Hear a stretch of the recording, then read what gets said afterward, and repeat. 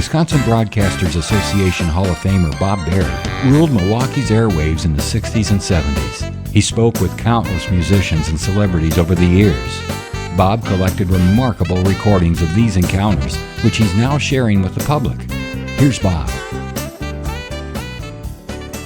Did you watch the popular TV show Chico and the Man? A very popular comedian and actor, Freddie Prinze, starred as Francisco Chico Rodriquez. He released a comedy album recorded at Mr. Kelly's in Chicago called Looking Good.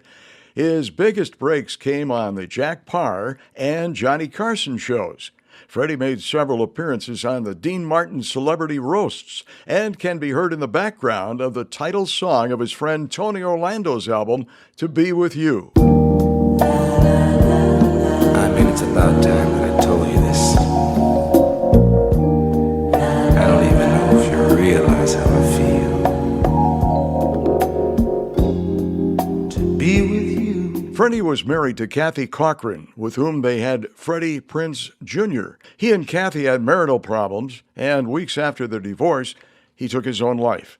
Months before his death, he had signed a 5-year, $6 million contract with NBC Television. Of course, you all know is with a very successful television show, one of these shows this year, Chico and the Man. Freddie, it's nice to have you on the air with us. And nice to be on. Congratulations to you. Thank you very much. Boy, it really got you going in a whole new career, I guess, huh?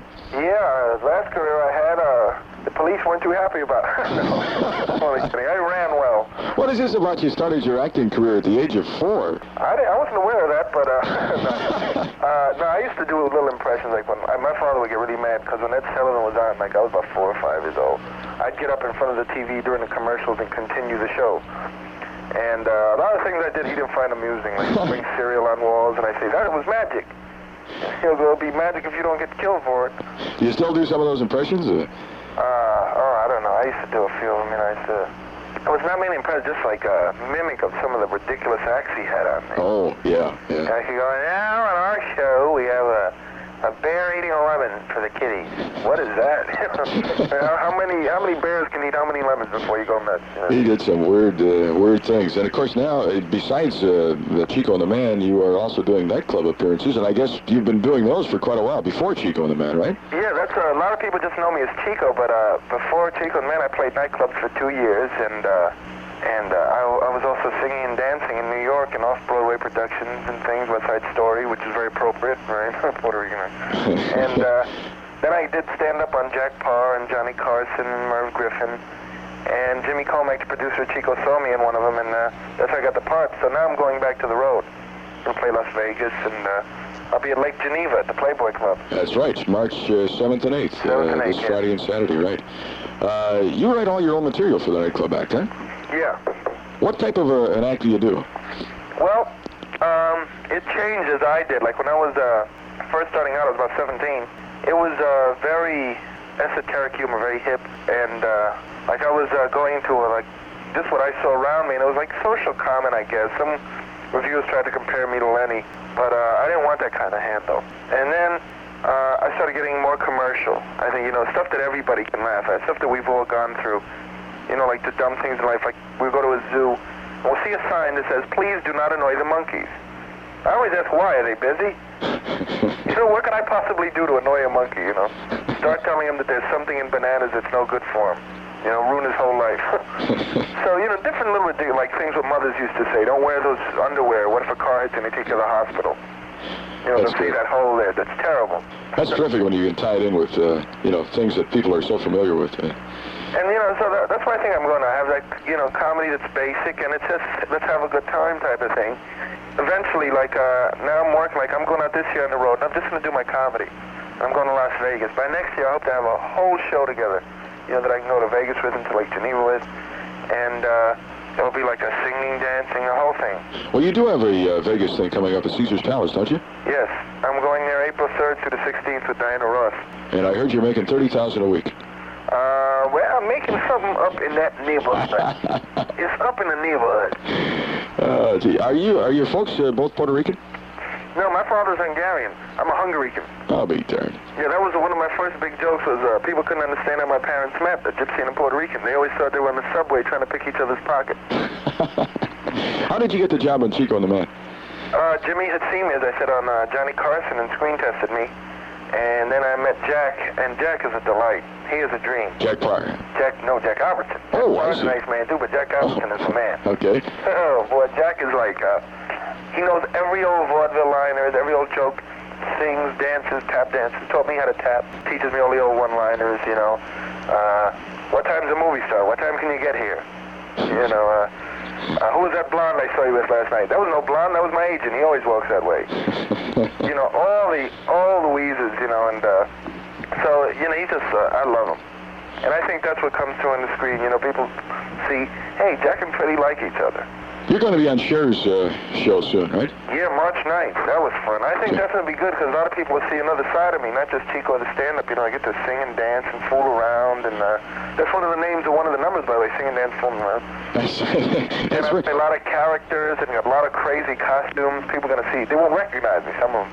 It was a fun show to do. She's a pro. It's been rumored that you studied ballet one time. Yeah, well, a lot of people say rumor because a lot of people don't like to admit that. But I did. I loved it. I was taking ballet for 4 years, and then I hurt my knee. And also in the ghetto neighborhood I lived in, it wasn't too smart to walk around with a pair of tights in your bag.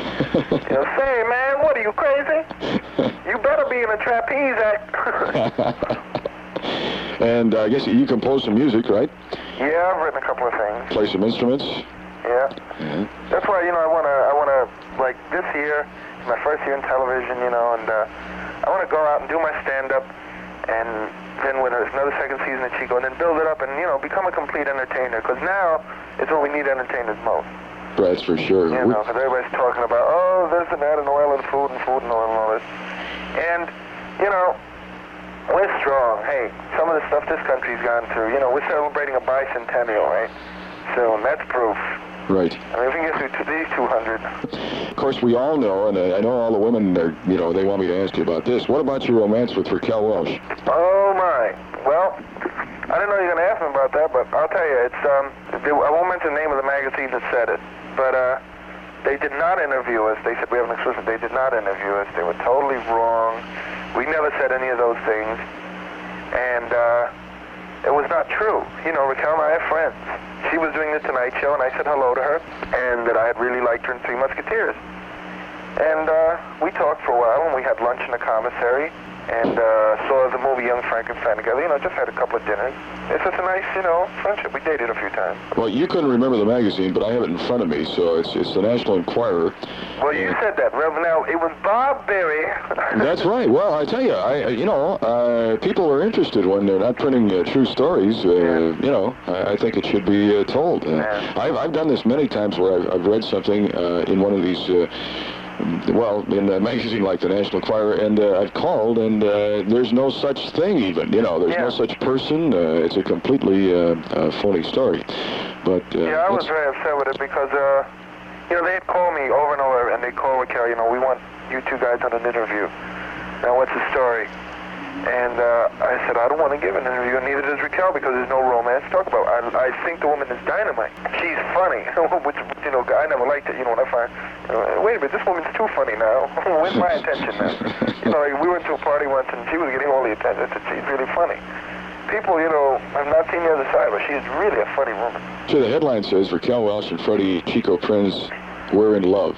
You know, and then it goes on to say, voluptuous Raquel Welch has fallen madly in love with Freddie Chico the Man Prinze. And of course, we were all very jealous of you after we read this, Freddie, and now you've busted our balloon. Hey, the balloon was never blown up to be busted. Right. No, she's a very nice woman, and we still see each other once in a while, but, hey, you know, she goes out with other people, I go out with other people. Right. Yeah. Well, once again, I'm not ready to get that down there, Bob. Don't be marrying me off so quickly. Okay, yeah, that's right. You're only 20 years old. Huh? Yes.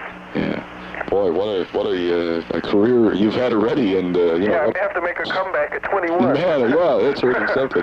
That's wild. Well, I hope the show just continues for you as long as you want it to, and.